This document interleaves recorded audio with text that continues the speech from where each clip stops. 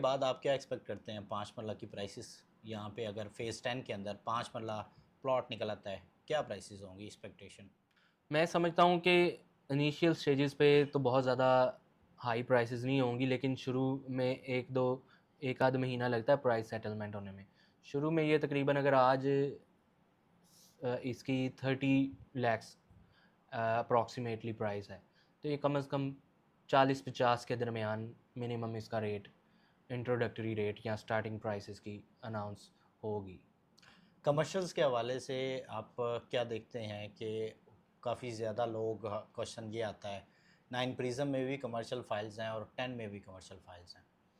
9 prism का और 10 का अगर कंपैरिज़न करें तो कौन-सी फ़ाइल्स हमें उसमें लेनी चाहिए? और दूसरा फ़ेज़ 10 का कमर्शियल यहाँ पे कैटेगरी कौन-कौन सी आपको मिल जाती है? फ़ेज़ 10 में जो कमर्शियल कैटेगरी है फ़िलवक़्त तो 8 मरला और 4 मरला कमर्शियल फ़ाइल्स हैं। पहले 8 मरला फ़ाइल्स फ़ॉर सेल नहीं आती थी, लेकिन इस दफ़ा फ़ेज़ 10 में इन्होंने फ़ॉर सेल, लेकिन बहुत लिमिटेड, इसमें 8 मरला की कमर्शियल फ़ाइल्स हैं।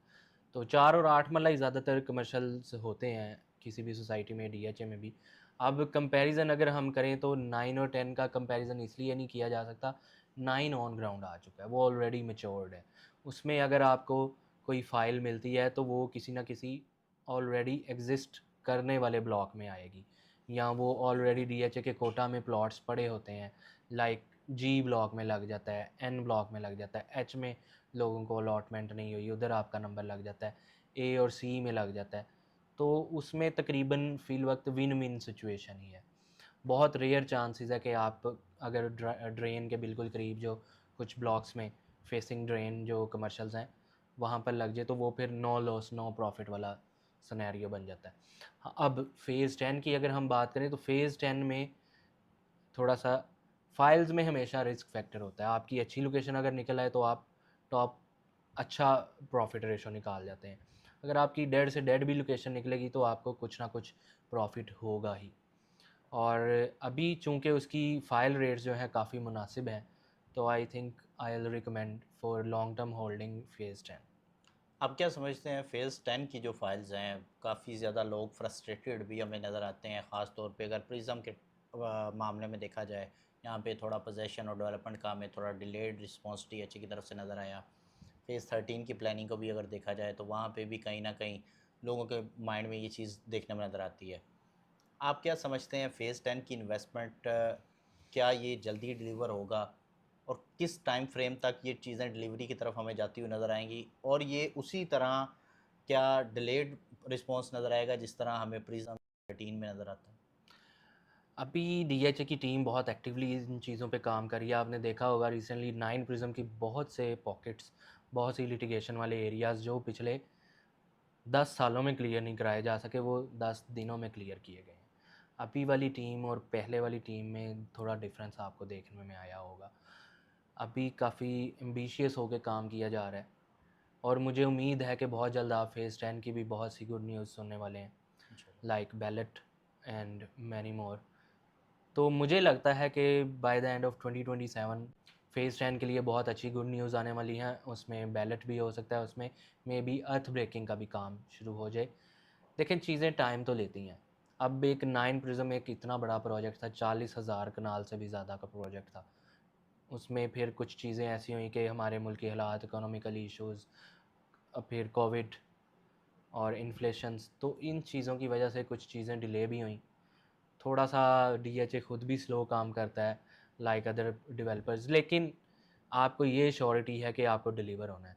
अनलेस के आप दूसरे लोगों की तरह, दूसरी प्राइवेट सोसाइटीज़ की तरह 20-20 साल पेमेंट्स ही करते रहें, और फिर नई से नई पेमेंट्स करते रहें, फिर नई से नई पेमेंट्स, फिर कभी वो कुछ चार्जेस डाल देते हैं, कभी कुछ चार्जेस, और इन द एंड फिर भी वो या किसी और नए डेवलपर को आके टेक ओवर करना पड़ता है, या वो बंदा फ्रॉडुलेंट हो जाता है, जो उसने डेवलप कर दिया है वो अवेलेबल है, जो पीछे डेवलप नहीं किया वो फिर आपके नैब में केसेस चलते रहते हैं। इधर थोड़ा सा डिले ज़रूर होता है, लेकिन आप सिक्योर हैं, आपको डिलीवरी मिलनी है। यहाँ पे आपकी बात से मैं एक और क्वेश्चन आपसे करता चलूँ। काफ़ी ज़्यादा लोग ये कहते हैं जी फ़ेज़ 10, फ़ेज़ 13 में जिस तरह हमारे साथ हुआ ये फ्रॉड है, फ़ेज़ 10 में भी फ्रॉड होने जाएगा। उस पे आपकी क्या टेक है?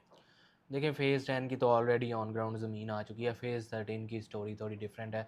मैं पास्ट में जाना नहीं चाहूँगा। वो सभी को पता है, थोड़ा-सा उसमें कुछ स्कैम्स हुए थे।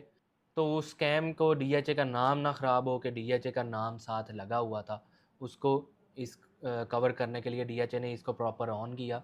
इसको एक फ़ेज़ 13 का नाम दिया, जैसे कि लाइक पहले इसका नाम था DHA city, x DHA city. तो इसको उन्होंने कवर करने के लिए, अपना नाम बचाने के लिए इसको एक प्रॉपर फ़ेज़ का नाम दिया, फ़ेज़ 13 में कन्वर्ट किया। अभी उसकी लैंड की कुछ सॉइल टेस्टिंग्स वगैरह भी डीएचए ने कराई हैं।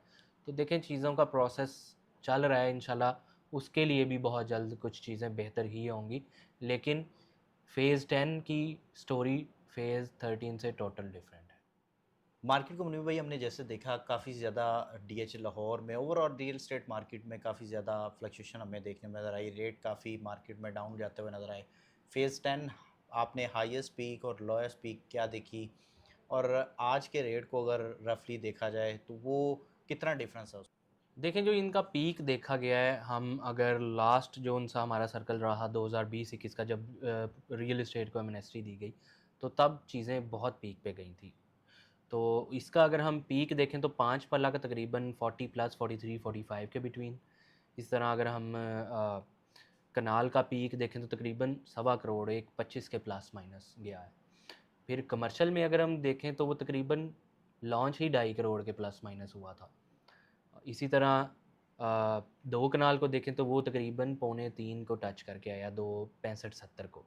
तो अभी इसमें प्रॉफिट रेशो फाइल्स में ही काफ़ी ज़्यादा है। आप फाइल्स को ही अगर होल्ड करें, बैलेट तक ना भी जाएं कि प्लॉट मिलेगा, प्रॉफिट गेन करेंगे, तो अभी फाइल का जो प्रॉफिट रेशो है वो ही अभी काफ़ी ज़्यादा है। ट्रांसफ़र कंट्रीब्यूशन को अगर देखा जाए काफ़ी ज़्यादा इंक्रीज़ नंबर ऑफ़ ट्रांसफ़र्स हमें नज़र आए डीएच लाहौर के अंदर। 10 का कंट्रीब्यूशन आप कितना देखते हैं? मैं समझता हूँ कि फर्स्ट नंबर पे 2 फेजेज़ इस टाइम जा रहे हैं, फ़ेज़ 9 प्रिज़्म और फ़ेज़ 10। ये दोनों को मैं नंबर 1 देना चाहूँगा ट्रांसफ़र्स में जो इनका कंट्रीब्यूशन है। एंड पे आप कौन सी ऐसी फाइल्स को रिकमेंड करते हैं कि जिनको हम लोग टारगेट कर सकते हैं, फाइल्स टू लुक फॉर? मैं स्ट्रॉन्गली रिकमेंड करूँगा कि कमर्शियल की तरफ जाएँ, काफ़ी अच्छा उसमें स्कोप है आगे। फिर आप 2 कनाल जो है, ये डबल ऑफ द प्राइस से भी ऊपर जाना है। 2.5 करोड़ 2 कनाल का रेट ही नहीं है। और अगर हम रेज़िडेंशियल छोटी फाइल्स में आ जाए तो 5 मरला 1 कनाल आर द बेस्ट अपॉर्च्युनिटीज़। अभी इस वक्त आप दूसरी फाइल्स भी बाय कर लेंगे तो वो भी अच्छी अपॉर्चुनिटी है, लेकिन एक हॉट मार्केट सेलिंग आइटम जो होती है वो ये 4 रहेंगी।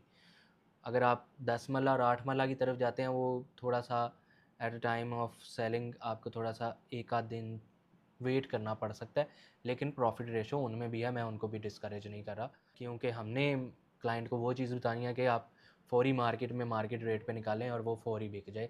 तो उसमें आता है 5 मरला 1 कनाल और 4 मरला कमर्शियल। बहुत शुक्रिया मुनीब भाई। Thank you very much for your invitation. Viewers मज़ीद फेज़ 10 के हवाले से या पार्टिकुलरली ओवरऑल फाइल्स के हवाले से कोई क्यूरी हो, स्क्रीन पे नंबर शो हो रहा होगा, उस पे कॉन्टैक्ट करें। चैनल को सब्सक्राइब करें, वीडियो को लाइक और शेयर करें, ताकि मज़ीद इस तरह की इन्फॉर्मेटिव वीडियोज़ आप तक पहुँचते रहें। अगली वीडियो तक अपना ख्याल रखिएगा। फ़ी अमानिल्लाह।